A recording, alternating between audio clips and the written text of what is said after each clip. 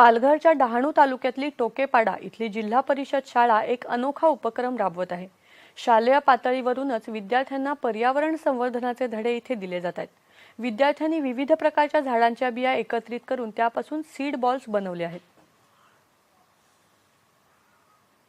वृक्ष लागवडीचं महत्त्व ओळखून पालघर जिल्ह्यातल्या डहाणू तालुक्यातील टोकेपाडा इथल्या जिल्हा परिषद शाळेतले शिक्षक विद्यार्थ्यांकडून अनेक पर्यावरणपूरक उपक्रम करून घेतात।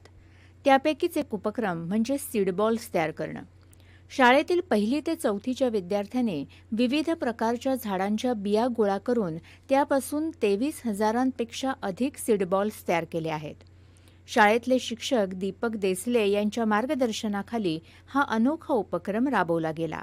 मी गेल्या 2 वर्षापासून पर्यावरणासाठी माझ्या विद्यार्थ्यांकडून सीडबॉल ही एक वेगळा उपक्रम मी राबवून घेतोय। सीडबॉल म्हणजेच बिया आतमध्ये आणि वरून मातीचा गोळा। तो मातीचा गोळा सावलीत सुकून तो पावसाळ्यात आम्ही जंगलात टाकून त्याच्यापासून वृक्ष निर्मिती होते। त्यामुळे आम्ही हा सीडबॉल ही पद्धती गेल्या 2 वर्षापासून सुरू केली आणि ती माझ्या विद्यार्थ्यांकडून मी प्रत्यक्षात उतरून घेतली, जेणेकरून त्यांच्यातला एखादा कृषी शास्त्रज्ञ किंवा एखादा विद्यार्थी पर्यावरण तज्ज्ञ होईल, हीच माझी छोटीशी अपेक्षा आहे।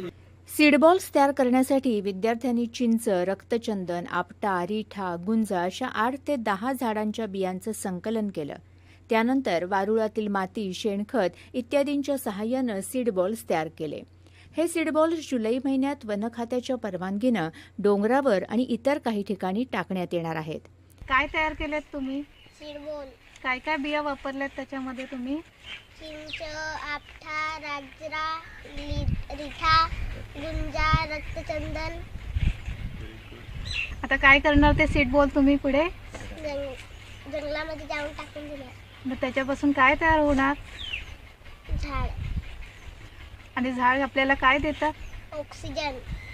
याच विद्यार्थ्यांनी गेल्या वर्षी 10,000 सीड बॉल्स तयार करून वन खात्याच्या शासकीय नर्सरीत टाकले होते। यावर्षी विद्यार्थ्यांनी 23,000पेक्षा जास्त सीड बॉल्स तयार करून विक्रम केला आहे। विद्यार्थ्यांनी पर्यावरण संवर्धनासाठी केलेला हा विक्रमी उपक्रम नक्कीच स्तुत्य आणि प्रेरणादायी आहे। नीता चौरे, दूरदर्शन बातम्यांसाठी पालघर।